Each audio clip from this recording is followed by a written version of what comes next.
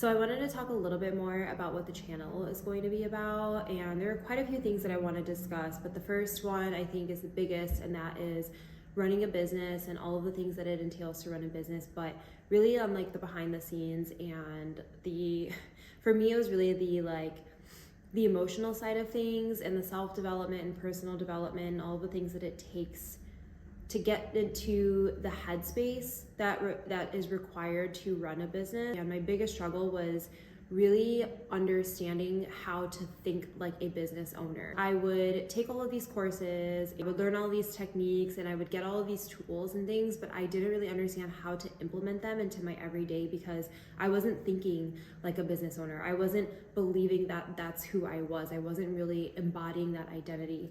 So it took me a long time to really understand what that meant, to really think like a business owner so that I could act like a business owner. It is really like a mindset game that I didn't understand, and I would get frustrated with myself because I couldn't implement, the tools and things that I was learning because I just didn't understand how to. One of the other things that I personally struggled with was just like attention, ADHD, having this like neurodivergent way of thinking, which I love that term because before that term really became popular, it was ADHD, it was like special ed, it was all these things that were just so almost like carried so much shame and so much stigma.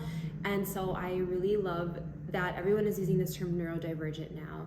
And I used to fight with myself. I got into this industry because I was a creative, and being a creative is something that I really fought myself over for a long time. And it was because I knew that I thought differently, right? Like growing up and going through school, I always favored the art projects, the creative projects, and the other stuff was really difficult for me. I always struggled with that. I always felt frustrated with myself because I thought that my brain should function a certain way, and it didn't. And I just didn't understand that my brain was not meant to function this way in this like what you would call like a neurotypical optimized environment, And so even into adulthood, I struggled with really embodying this creative like personality and these creative skills that I had.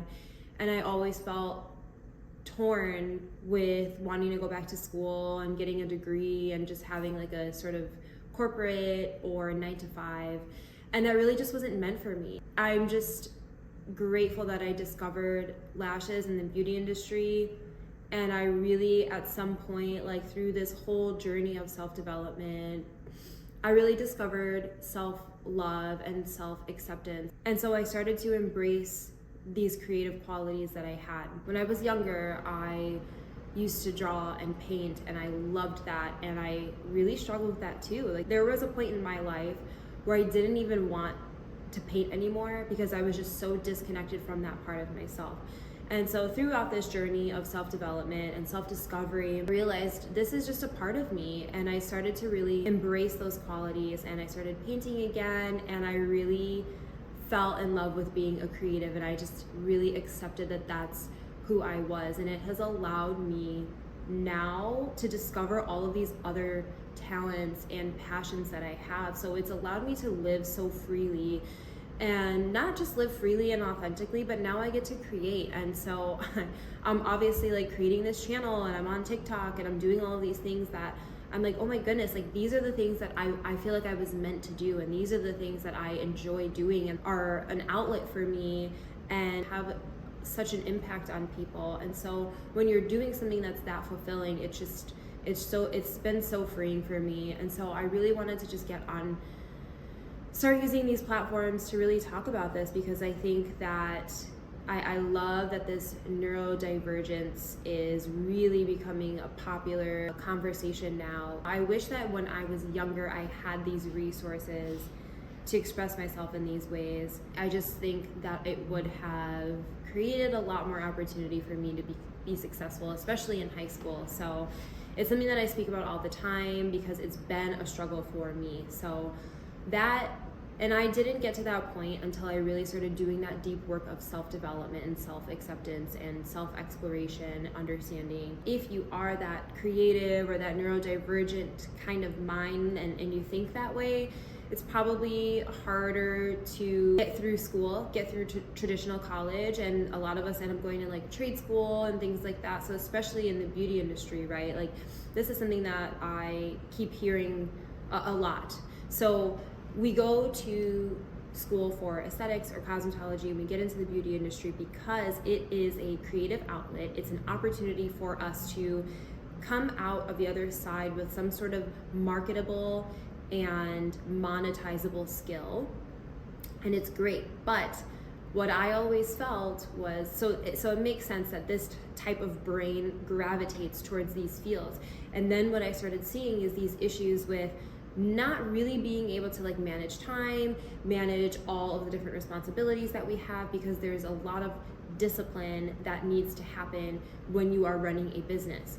And after you acquire this skill and you get your license, you get your certifications, and then you get on Instagram, you get on, a social media platform, you essentially have a business. You're marketing yourself. Then there are all of these other responsibilities that come naturally with running a business.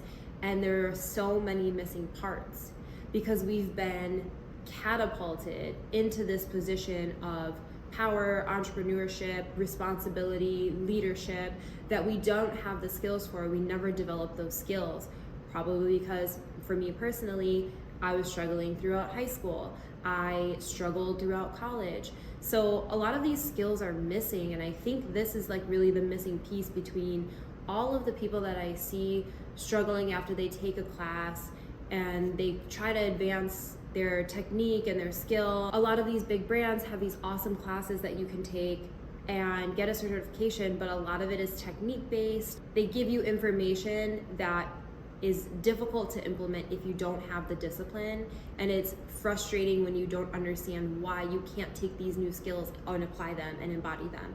And so I started creating this course, and it's started off as how to build a book of perfect clients because that was a particular skill that I mastered. But I ended up adding so many other skills in there because all of these skills work together cohesively, and it will get you this book of perfect clients, and it will also allow you to create your dream business because now you have all of these tools that will teach you how to adjust your mindset and really think about the type of business owner that you want to be and understand the qualities and the characteristics that it takes to run and operate a successful business. There's a big gap missing, in my opinion, in the beauty industry. At least for me, this is what I experienced. I imagine there are other people that experience this as well when it comes to those hard skills and then the soft skills.